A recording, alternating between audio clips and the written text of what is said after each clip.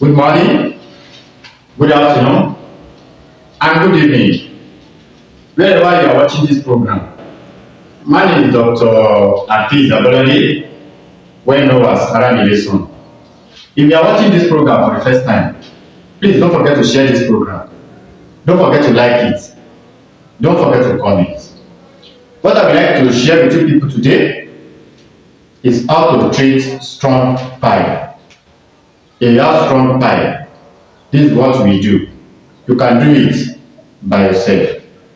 You have strong pile, just do it by yourself. Go where they sell herbal items.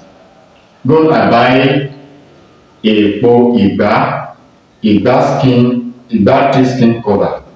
Go and buy agbo igba and agbo idi, agbo igba and agbo idi and sapo root, fresh one, sapo root, fresh one, and ipeta root.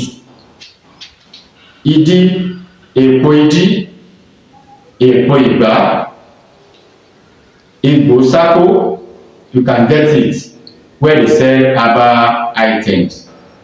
Agbo sapo root and agbo ipeta.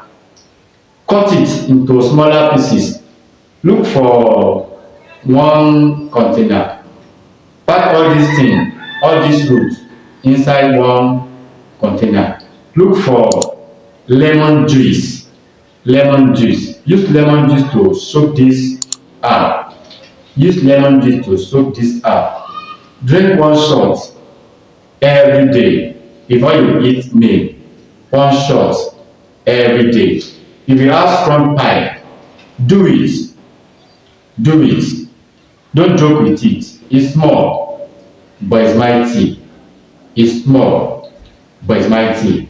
Ẹ káàbọ̀ ní olóko lẹ́yìn òdì níbi kíbi tọ́wọ́ ìjà tẹ́kùn ètò ìbáfẹ́dé. Orúkọ mi ni Dr. Amarale Ọmọlámídé. Eléyìí tí mo mú wá fún wa lónìí, mo ní fẹ́ni tó bá ní akọ jẹ̀díjẹ̀dí tó máa jẹ́ kí ẹ̀yìn ròyàn, tí ò jẹ́ kí ọmọkùnrin lè ṣiṣẹ́ ọmọkùnrin dáadáa. Kí ni nǹkan tí a máa lọ wá? Ẹ bá bàbá láti bá mi subscribe sórí ìkànnì yìí, ẹ bá mi share program yìí, ẹ bá mi like, kí ẹ comment.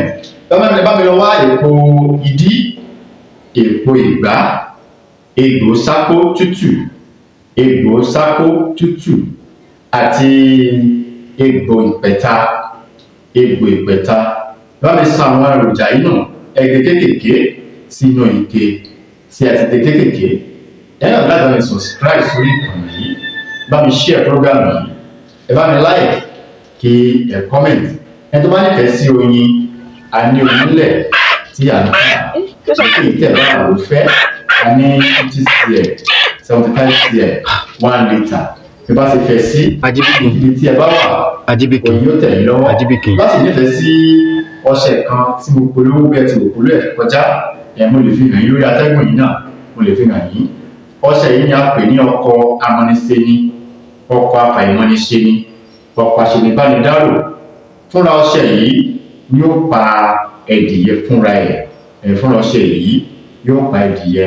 Àwọn sọ pé ẹni tó bá ti ń lo ọṣẹ yìí sí ọ̀tá, kí ọṣẹ yìí kó máa mú jẹ ọ̀tá ẹni yẹn bí ó ṣe máa mú jẹ adìẹ yìí. Màá mú wá lórí atẹ́gùn, ẹ̀yin náà rí bí ọṣẹ yìí ṣe ń pa ẹdìyẹ fúnra ẹ̀ láì fi nǹkan ìlú pa. Fúnra ọṣẹ yìí ni ó pa ẹdìyẹ yìí. Èpo ìdí, èpo ìgbá, egbò sápó àti egbò ìpẹ̀ta.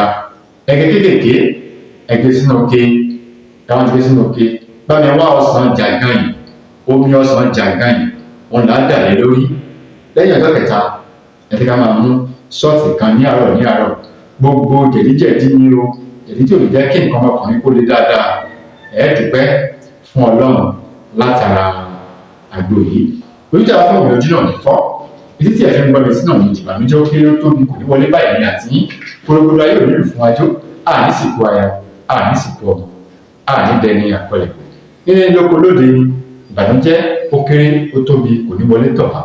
Ire o, ó dìgbà, ó dìwọ̀ bí ọjọ́ rọ̀.